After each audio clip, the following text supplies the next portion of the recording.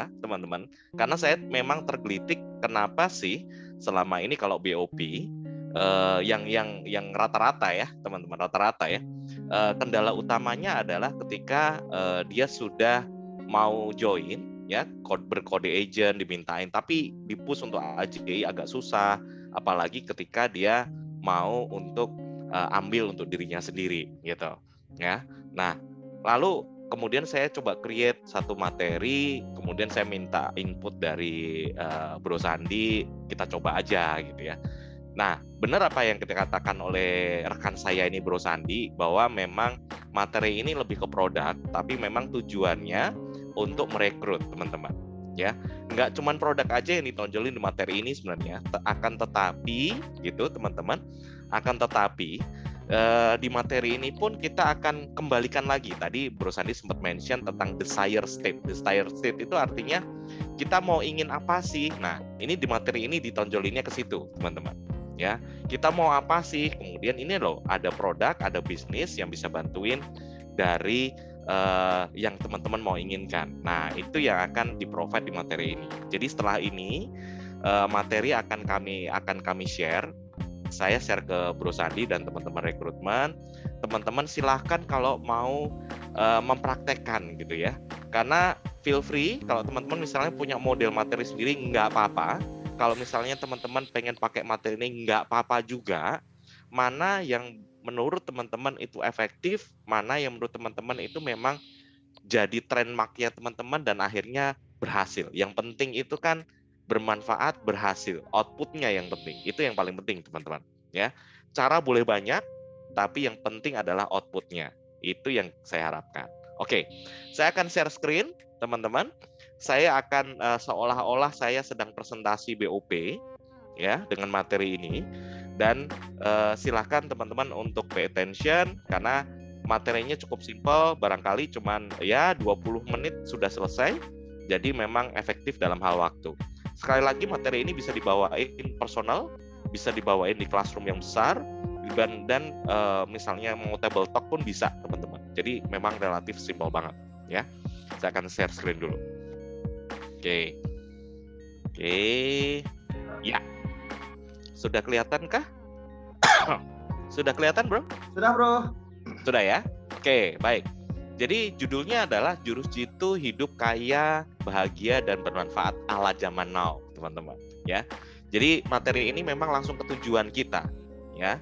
Jadi memang kalau kita presentasi ke calon agent yang kita undang ke BOP ataupun kita personally ketemu dan maupun di table talk, kita akan bicara tentang jurus jitu hidup kaya, bahagia, dan bermanfaat ala zaman now. Oke, saya akan mulai dulu, teman-teman. Kemudian kalau misalnya kita mulai, semangat pagi, are you ready? Ready, gitu ya. Kemudian kita akan mulai tanyain. Kira-kira menurut teman-teman, setiap orang pasti punya tujuan, betul? Jawabannya biasanya sih betul, teman-teman.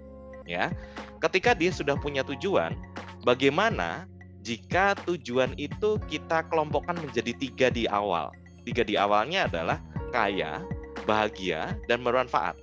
Ada tujuan lainkah? Nah, biasanya udah masuk ke sub kaya, bahagia, dan bermanfaat.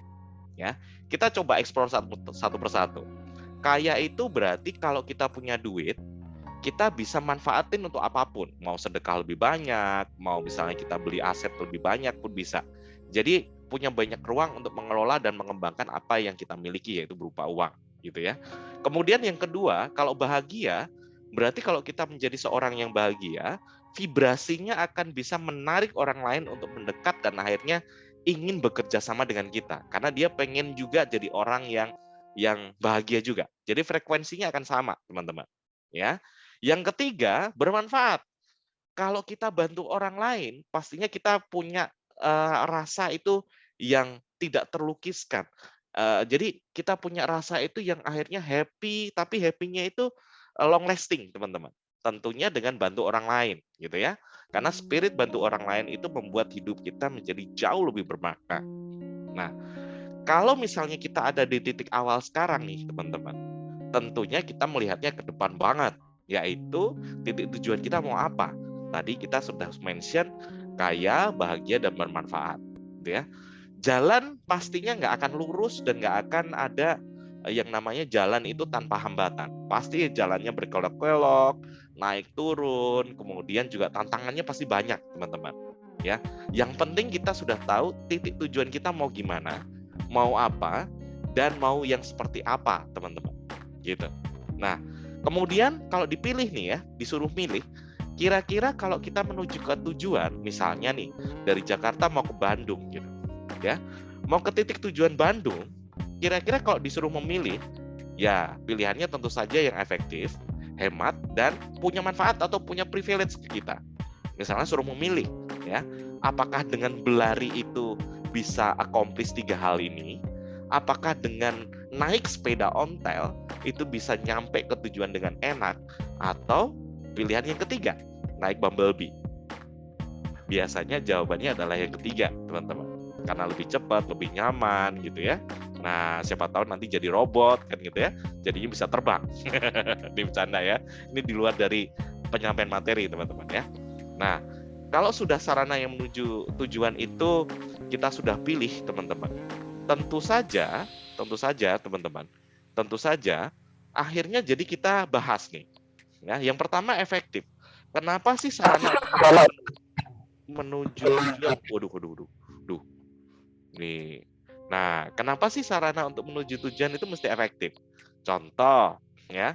Misalnya teman-teman pengen punya income yang lebih besar, ya. Contoh yang simpel deh, nggak usah yang paid job. Misalnya dengan menambah sumur baru untuk kita bisa dapetin income. Satu hari kok hanya kontak 3 orang, gitu ya. 1 minggu teman-teman dapat yang namanya nasabah itu misalnya dengan 10 jutaan. Kemudian 1 bulan dapat 4 nasabah yang totalnya adalah 40 jutaan. Nah, benefitnya apa saja sih? Komisi dasar kalau hitungannya 20% berarti udah dapat 8 juta. Ini sudah di atas dari UMR dari semua daerah. Karena Jakarta 4,8 lah ya. Kemudian ada bonus bulanan. Bonus bulanan udah dapat 4,8. Jadi, total income sudah 12 juta, teman-teman. Ya, efektif karena kita pengen jadi orang kaya, gitu ya. Kemudian yang berikutnya, kalau kita lihat efektif lagi adalah di bisnis ini kesempatan itu tidak cuma satu, tapi bisa berulang-ulang, teman-teman. Kalau joinnya adalah teman-teman sebagai FC, berarti teman-teman punya kesempatan untuk jadi senior agency manager dan juga punya kesempatan untuk menjadi agency director. Yang pasti, teman-teman, income pun akan mengikuti.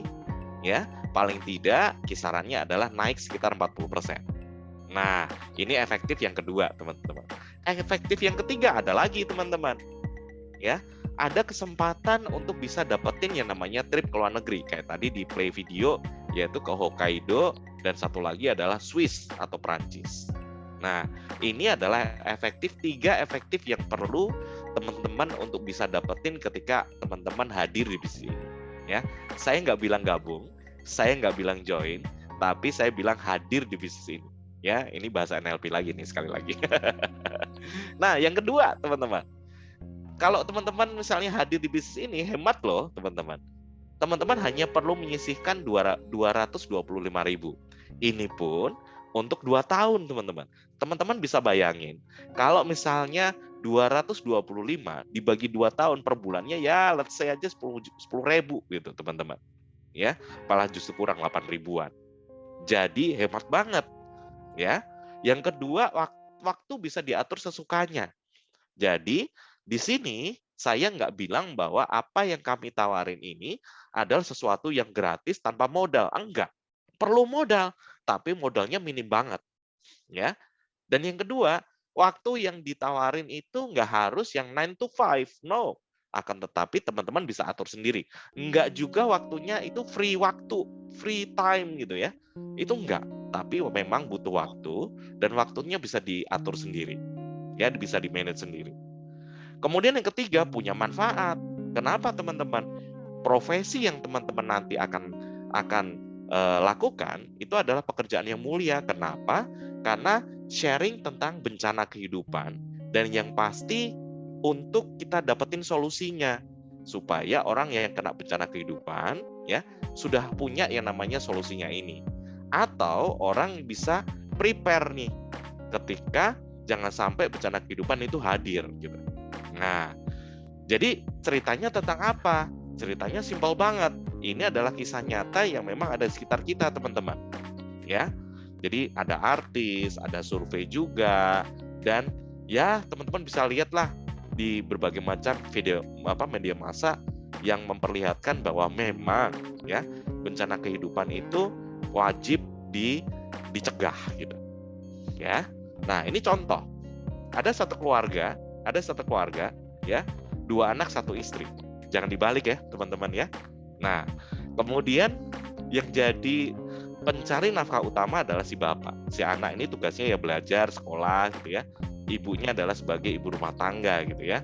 Nah, si bapak ini mencari income, teman-teman. Nah, kemudian kalau posisinya seperti ini, berarti ayah itu sebagai mercusuar utama untuk keluarganya. Ya. Jadi anak kalau misalnya sakit itu juga minta duit ke ayah, ke dokter gitu ya. Anak kalau misalnya sekolah minta uang saku ke ayah. Jadi kita boleh sebutnya adalah asuransi merek ayah, teman-teman. Nah, kalau pertanyaannya bisa dilanjut, kalau asuransinya merek ayah, lalu yang asuransiin ayah siapa? Tentunya belum nyampe di sini, teman-teman ya. Nah, ini adalah cerita yang kedua, lanjutan dari cerita yang pertama. Kalau misalnya si ayah tiba-tiba terkena musibah, ya, saya boleh sebutnya adalah SK camat, sakit kritis, kecelakaan, cacat, meninggal dan tua, ya. Biaya pengobatannya gimana? Biaya perawatan selama sakit gimana? Biaya akomodasi selama sakit gimana? Biaya rumah tangga ketika si ayah sakit gimana? Itu yang perlu diperhatikan selain biaya ketika terjadi yang namanya SK camat tadi, teman-teman. Tentunya posisinya jadi berubah. Ibu yang biasanya ngurusin anak doang, ngurusi rumah tangga doang, akhirnya jadi pelaku utama dalam keluarga, yaitu cari duit, teman-teman. Anak yang harusnya dia enjoy bersekolah, belajar, pastinya akan putar otak tuh keluarga itu. Oke, pindahin ke sekolah yang lebih katakanlah yang lebih murah, bahkan sekolah yang gratis gitu. Supaya apa? Mengurangi beban dari keluarga ini. Inilah yang disebut sebagai bencana kehidupan. Standar hidup keluarga tentunya akan beda dengan yang awal tadi, teman-teman. Ya, pasti teman-teman ketemu yang beginian itu di sekitar kita banyak ya, teman-teman ya. Nah, ini NLP lagi nih. Pasti akan manggut-manggut. Iya, benar ya. Oke. Padahal nggak selalu ya. Lanjut. Oke. Nah, bencana kehidupan itu apa saja sih? Tadi saya sempat mention yaitu SK camat, teman-teman. Ya, ini didetailkan sakit ringan, sakit kritis gitu ya. Nah, SK camat ini ada pertanyaannya, teman-teman. Ya, pertanyaannya apakah ada orang yang kebal terhadap kelima hal ini? Tentu saja tidak. Adakah orang yang bisa memilih mana yang terjadi duluan? Tentu saja tidak juga.